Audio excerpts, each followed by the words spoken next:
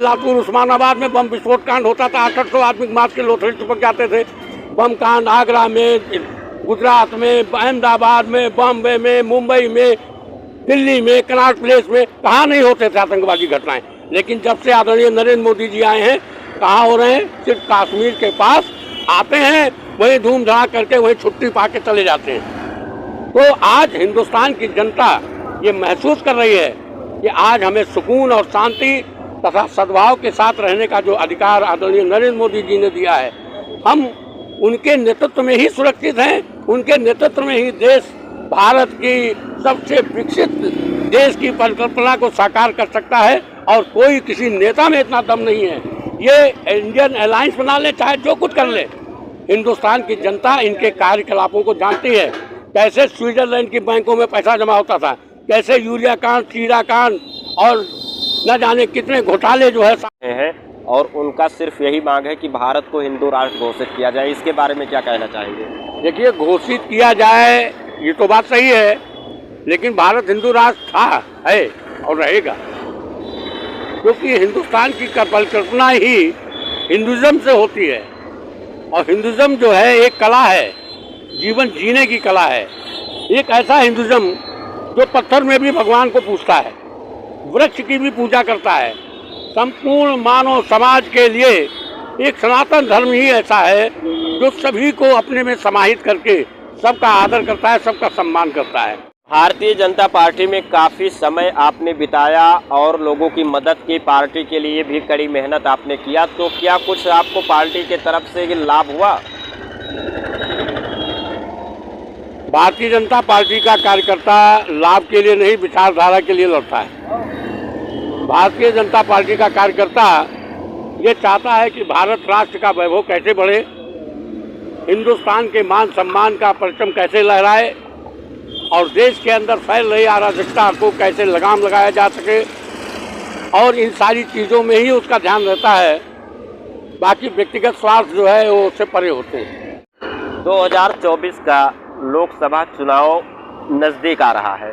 इसके लिए जितनी भी विपक्ष पार्टियां हैं सब गठबंधन करके इंडिया तैयार कर लिए हैं। हाँ, कहीं ना कहीं से उनका कहना है कि इस बार मोदी सरकार को हटाना है और परिवर्तन लाना है। तो क्या आपको लगता है कि ये जितने लोग विपक्षी दल एकत्रित हुए हैं ये अपने उसमें कामयाब हो पाएंगे? देखिए, विपक्षी दल का तो काम ही है एकत्रित होना, और मोदी को इन प्रकार इस देश की सत्ता से बेदखल करने का प्रयास करते हैं। लेकिन वो ना पहले सफल हुए थे ना अब सफल होंगे, क्योंकि मोदी इस देश की ज़रूरत है। इस देश के मान सम्मान स्वाभिमान का वो प्रतीक बन चुके हैं। आदरणीय मोदी जी जब से इस देश की सत्ता उन्होंने संभाली है, तो गांव के गरीब से गरीब व्यक्ति को, किसान को, मजदूर को ये गर्व का एहसास कराया है कि हम भी इस हिंदुस्तान के नागरिक हैं, और उनके अंदर ये भाव पैदा हुआ। और आज भी वो मान सम्मान स्वाभिमान के साथ मोदी जी के विजन को पूर्ण रूप से अपना सहयोग प्राप्त कराते हुए वो मोदी जी के विजन को आगे बढ़ाने में पूरी मदद कर रहे हैं। प्रश्न का जवाब मैं बाद में दूंगा। मैं कहना चाहता हूँ, जैसे ट्रिपल तलाक था, हमारी मुस्लिम बहनों के लिए बहुत कष्टकारी था। मेरे कई एक बुजुर्गवार हैं, मेरे मुस्लिम मित्र हैं, उनकी बच्ची को सताया जाता था, उन्होंने ढेर सारा दहेज दिया, उन्होंने 3 तलाक दे के छुट्टी कर दी थी। मैंने उनकी लड़ाई लड़ी। आज 3 तलाक दे करके छुट्टी पाने वालों की खैर नहीं है। हिंदुस्तान के अंदर सभी के लिए कानून समान हो गया। हिंदुस्तान के अंदर सभी माँ बहन की इज्जत, आबरू और मान सम्मान स्वाभिमान की सुरक्षा की पूर्ण रूप से गारंटी एनडीए की सरकार दे रही है। और क्या चाहिए? और आपसे मैं कहना चाहता हूँ कि आज पूरे हिंदुस्तान में, आप जरा बताइए कि आज पूरे हिंदुस्तान में भूख से लोग भुखमरी के कागार पर पहुँच करके लोग जो है कुपोषित होकर के मर जाया करते थे। अन्न के इतने पर्याप्त साधन होने के बावजूद भी कुपोषण का शिकार होते थे।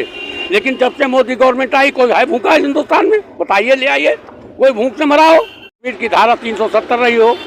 क्या हिंदुस्तान की आज़ादी के बाद किसी ने साहस किया था?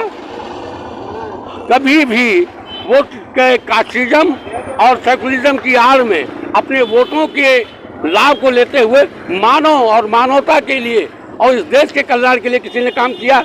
आदरणीय मोदी जी ने धारा 370 समाप्त करके एक देश एक विधान की परिकल्पना को साकार करने का काम किया है, जिससे आज संपूर्ण देश का नागरिक कहीं भी जा सकता है, कहीं भी आ सकता है, कहीं भी काम कर सकता है। ये सार्वभौमिक अधिकार आज तक जो हमारी देश की जनता वंचित थी, धारा 370 हटाने के बाद वो सार्वभौमिक अधिकार मोदी जी ने। नमस्कार, मैं हूं अटल बिहारी शर्मा। आप देख रहे हैं आवाज जन जन की, अपराध भ्रष्टाचार के खिलाफ आवाज।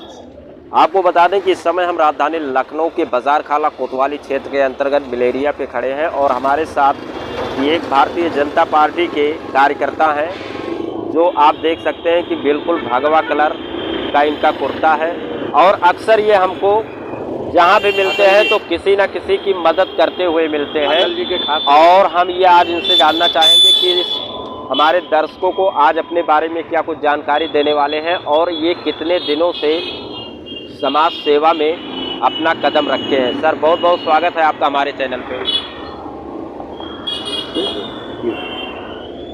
धन्यवाद।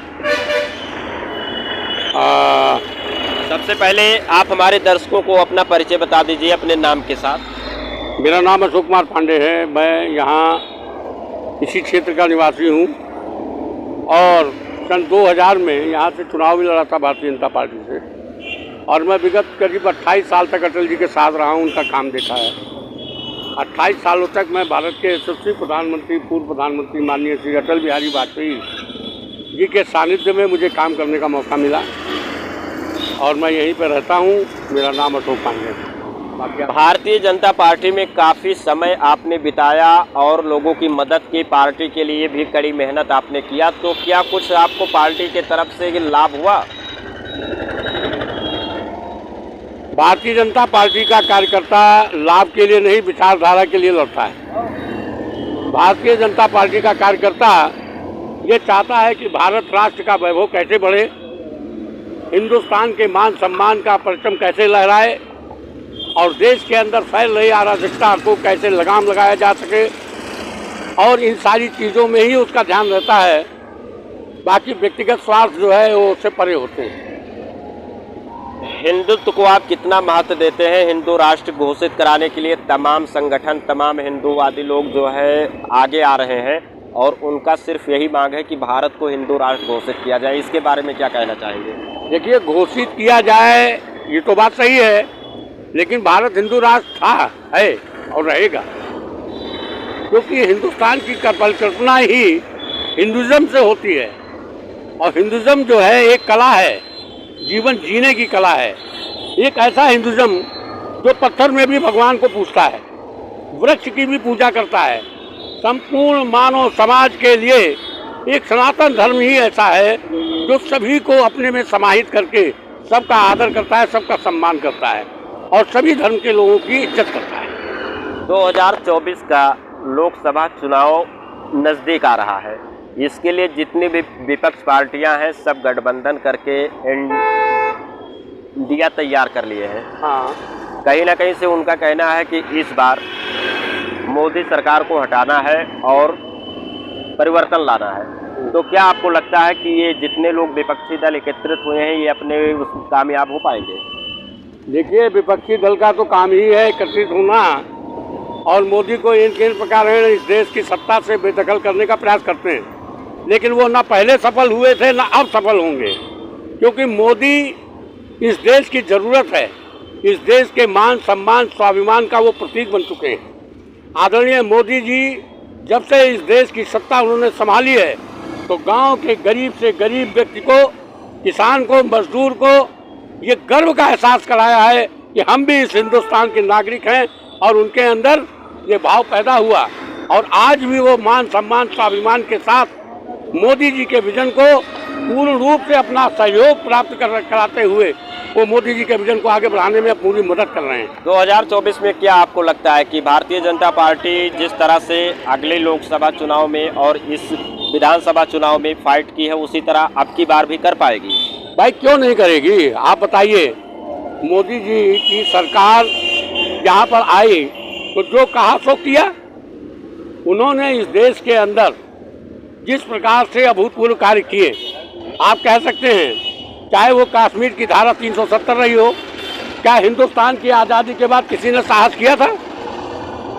कभी भी वो कास्टिज्म और सेकुलरिज्म की आड़ में अपने वोटों के लाभ को लेते हुए मानव और मानवता के लिए और इस देश के कल्याण के लिए किसी ने काम किया? आदरणीय मोदी जी ने धारा 370 समाप्त करके एक देश एक विधान की परिकल्पना को साकार करने का काम किया है, जिससे आज संपूर्ण देश का नागरिक कहीं भी जा सकता है, कहीं भी आ सकता है, कहीं भी काम कर सकता है। ये सार्वभौमिक अधिकार आज तक जो हमारी देश की जनता वंचित थी, धारा 370 हटाने के बाद वो सार्वभौमिक अधिकार मोदी जी ने दिया है। तमाम लोग तो कह रहे हैं कि मोदी जी रेलवे बेच दिए, मोदी जी एयरपोर्ट बेच दिए, मोदी जी पूरे देश को बेचने का काम। जैसे देखिए, ये प्रश्न का जवाब मैं बाद में दूंगा। मैं कहना चाहता हूँ, जैसे ट्रिपल तलाक था, हमारी मुस्लिम बहनों के लिए बहुत कष्टकारी था। मेरे कई एक बुजुर्गवार हैं, मेरे मुस्लिम मित्र हैं, उनकी बच्ची को सताया जाता था, उन्होंने ढेर सारा दहेज दिया, उन्होंने 3 तलाक देके छुट्टी कर दी थी। मैंने उनकी लड़ाई लड़ी।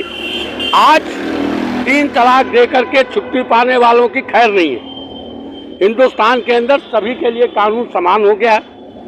हिंदुस्तान के अंदर सभी माँ बहन की इज्जत, आबरू और मान सम्मान, स्वाभिमान की सुरक्षा की पूर्ण रूप से गारंटी एनडीए की सरकार दे रही है। और क्या चाहिए? और आपसे मैं कहना चाहता हूँ कि आज पूरे हिंदुस्तान में, आप जरा बताइए कि आज पूरे हिंदुस्तान में भूख से लोग भूखमरी के कागार पर पहुँच करके लोग कुपोषित होकर के मर जाया करते थे। अन्न के इतने पर्याप्त साधन होने के बावजूद भी कुपोषण का शिकार होते थे। लेकिन जब से मोदी गवर्नमेंट आई, कोई है भूखा हिंदुस्तान में? बताइए, ले आइए, कोई भूख से मरा हो? हिंदुस्तान के अंदर जब से आदरणीय नरेंद्र मोदी जी की सरकार बनी है, आप बताइए, मैं गारंटी के साथ कहता हूँ, तब से कोई आतंकवादी घटना हुई? जैसे लातूर उस्मानाबाद में बम विस्फोट कांड होता था, 800 आदमी मार के लोथड़ी चिपक जाते थे। बम कांड आगरा में, गुजरात में, अहमदाबाद में, बॉम्बे में, मुंबई में, दिल्ली में, कनॉट प्लेस में, कहाँ नहीं होते थे आतंकवादी घटनाएं। लेकिन जब से आदरणीय नरेंद्र मोदी जी आए हैं, कहाँ हो रहे हैं? सिर्फ कश्मीर के पास आते हैं, वही धूम धड़ाक करके वही छुट्टी पा के चले जाते हैं। तो आज हिंदुस्तान की जनता ये महसूस कर रही है कि आज हमें सुकून और शांति तथा सद्भाव के साथ रहने का जो अधिकार आदरणीय नरेंद्र मोदी जी ने दिया है, हम उनके नेतृत्व में ही सुरक्षित हैं। उनके नेतृत्व में ही देश भारत की सबसे विकसित देश की परिकल्पना को साकार कर सकता है। और कोई किसी नेता में इतना दम नहीं है। ये इंडियन अलायंस बना ले, चाहे जो कुछ कर ले, हिंदुस्तान की जनता इनके कार्यकलापों को जानती है। कैसे स्विट्जरलैंड की बैंकों में पैसा जमा होता था, कैसे यूरिया कांड, कीड़ा कांड और न जाने कितने घोटाले सामने नजर आए थे। तो मैं आपसे एक बात, कैमरा लगाओ, मैं आपसे इतना ही कहना चाहता हूं कि हिंदुस्तान की जनता ने बड़ी शिद्दत के साथ इस चीज़ को महसूस किया है, महसूस किया है। और आज हिंदुस्तान की जनता इस बात को जान गई है कि आदरणीय नरेंद्र मोदी जी के नेतृत्व में ही हिंदुस्तान विश्व की महाशक्ति बनने वाली है। तो आप देख सकते हैं कि यहाँ पर हमारे साथ एक गुरु जी जुड़े थे, जिनसे हमने बातचीत किया, और इन्होंने जिस तरह से बताया कि 2024 में दोबारा से फिर सरकार बनेगी, और भारत में जब से मोदी जी ने कदम रखा है तब से। तीसरा प्रश्न हमारा ये था कि जो लोग कह रहे हैं कि मोदी जी ने रेलवे को बेच दिया, मोदी जी ने एयरपोर्ट को बेच दिया, मोदी जी ने देश बेचने का काम किया है। हाँ, मैं इसका जवाब देता हूँ। जरा आप बताइए कि विक्रम कॉटन मिल इसके मोदी के ज़माने में बिकी थी? स्कूटर इंडिया कंपनी बंद हुई थी, किसकी सरकार में बंद हुई थी? गोरखपुर आए खाद कारखाना जब बंद हुआ तो क्या मोदी जी की सरकार थी? क्या उसमें लोग, हजारों लोग बेरोजगार नहीं हुए थे? उस समय किसने देखा? सुनिए, ये जितने भ्रष्टाचारी लोग हैं, ये भ्रष्टाचारी समाज के लोगों का समूह ये इकट्ठा हुआ है, और ये मुंह की खाएगा। आदरणीय नरेंद्र मोदी जी का परचम फिर लहराएगा, और हिंदुस्तान पर हिंदुस्तान विश्व का महागुरु बन करके आगे निकल के उभर कर आएगा। इसमें कोई भी रोक नहीं सकता। भाई, आपने लगभग 20 साल से ऊपर हो गया भाजपा में कदम रखे। आपने तो 38 साल हो गया। 38 साल यानी कि आधा उम्र आपने भाजपा में बिता दिया। लोगों की मदद भी आपने बहुत सारे लोगों को की। आप पूरा पश्चिम उत्तर दक्षिण जिस भी दिशा में निकलते हैं आपको 10 लोग पहचानते भी हैं। यही आपको मिल पाया कि इसके अलावा भी कुछ आपको मिला? देखिए, बात तो ये है कि मुझे पार्टी में क्या मिला क्या नहीं मिला इसकी मैं परवाह नहीं करता, लेकिन मुझे एक चीज़ बहुत अच्छी तरीके से याद है कि मेरे बाप दादा भी ये कहा करते थे कि क्या मेरे जीवन में क्या भगवान राम का मंदिर बनेगा। मेरे बाप दादा यही बोलते थे कि क्या ये देख पाएंगे कि ऐसे ही मर जाएंगे, क्या हमारे जीवन में कश्मीर की धारा 370 खत्म होगी, क्या हमारे जीवन में कभी भी गौ की हत्याएं बंद होंगी, और हिंदुत्व पर जो कलंक का टीका लगा हुआ है ये कभी खत्म करने का कोई नेता ऐसा पैदा होगा। तो हमने जो काम किया वो व्यक्तिगत फायदे के लिए नहीं किया था। हमारे मन में जो अभिलाषा थी कि अयोध्या में भगवान राम का भव्य मंदिर बने, कश्मीर की धारा 370 खत्म हो, और हम ये सारी समस्याएं जो हमारे मन को रोकती थी, हमको लगता है कि हमको हमारी सरकार में भारतीय जनता पार्टी के नेता श्री नरेंद्र मोदी जी ने ये सारे काम करके हमको माला माल कर दिया। इससे बड़ी कोई दौलत नहीं हो सकती। मुझे किसी पद की कोई आवश्यकता ही नहीं। देश का फायदा हुआ तो आपका फायदा हुआ, आपका कहने का मतलब है। बात हमारे दर्शकों को और देशवासियों को और खासकर अपने पार्टी के कार्यकर्ताओं को क्या कुछ संदेश देंगे? मैं यही कहूँगा कि कर्म करते जाइए, फल की इच्छा मत रखिए, फल देने वाला ऊपर वाला है। आपके कार्य में निष्ठा होनी चाहिए, और निष्ठा के साथ साथ ये आप महसूस करिए कि हम अपने लिए जी रहे हैं, अपने परिवार के लिए जी रहे हैं, और अपने समाज के लिए भी हमें जीना है, अपने देश और प्रदेश के लिए भी जीना है। ये सारी जिम्मेदारी आपकी है। ये देश भी आपका है, आप अपने हैं, आपका परिवार भी आपका है। ये सारी जिम्मेदारियों को साथ में लेकर के चलिए और आगे बढ़िए, और देश और प्रदेश को तरक्की के राह पे लाइए। और जब देश और प्रदेश तरक्की के राह पे होगा तो हम सब खुद तरक्की पा जाएंगे। राहुल गांधी ने तो ठंडी में सिर्फ टी-शर्ट पहन करके पूरा भारत भ्रमण कर दिए, और उन पे लोगों को बड़ा गर्व है। जितने भी कांग्रेस के कार्यकर्ता हैं वो कह रहे हैं कि राहुल गांधी ने जो ये भारत जोड़ो अभियान चलाया था इसका हमें फ़ायदा मिलेगा, और आने वाले समय में राहुल गांधी जी ही प्रधानमंत्री बनेंगे। देखिए, जब से हमारा देश आज़ाद हुआ, पंडित नेहरू जी प्रधानमंत्री हुए, इंदिरा गांधी जी प्रधानमंत्री हुई, तो हमारे देश में हमेशा कलंक का जो है एक कहानी लिखी गई। चाहे वो सियाचिन ग्लेशियर हो, चीन के 66,000 हेक्टेयर जमीन हड़प ली गई हो, चाहे वो भारत पाकिस्तान का युद्ध हुआ हो, हमारे देश के सैनिक पुंछ तक झंडा गाड़ दिए थे, लेकिन फिर भी हमने टेबल पे वो चीज़ हार दी और पुनः पाकिस्तान दे दिया। यानी हमारे लाखों जो सैनिक थे वो शहीद होने के बाद भी नतीजा वहीं का वहीं रहा। तो इनका रिकॉर्ड मन को सुख देने वाला नहीं है। इसलिए आदरणीय राहुल गांधी से भी यही उम्मीद है कि वो सिवाय देश और प्रदेश में, सिवाय आदमी को तकलीफ देने के सिवा, लोगों का सर झुकाने के सिवा और कोई ये काम नहीं करेंगे, क्योंकि ये आलू डालते हैं और सोना निकालते हैं। इसलिए हम लोग अच्छी तरीके से जानते हैं। और हमको आप जब नेता में मिल गया, हमें भारत का यशस्वी प्रधानमंत्री नरेंद्र मोदी जैसा नेता मिल गया, तो पूरे ग्लोबल में आज उनके मुकाबले का कोई लीडर नहीं। हमें उत्तर प्रदेश में योगी आदित्यनाथ जैसा एक ऐसा विशाल व्यक्तित्व मिल गया जो पूरे देश के हर राज्य के लोग कहते हैं कि हमें योगी जैसा मुख्यमंत्री मिल जाए। तो हमको ये इस बात का प्राउड है, और हमें अब विपक्ष में जाना नहीं कि राहुल ने क्या किया, वो क्या चाहते हैं, केजरीवाल क्या चाहता, हमें कोई लेना देना नहीं। जय हो मोदी, जय हो योगी। तो आपने देखा कि इनका कहना है कि जय हो योगी, जय हो मोदी, क्योंकि कहीं ना कहीं से जो केंद्र सरकार और राज्य सरकार ने काम किया है वो जनता के हित के लिए किया है, जहां तक इनका कहना है। बाकी और लोगों से मैं बात करने का प्रयास करूंगा किसी और चौराहे पे, किसी और मोहल्ले में और किसी और गली में। तब तक के लिए आप हमारे साथ बने रहें और देखते रहें आवाज़ जन जन की, अपराध भ्रष्टाचार।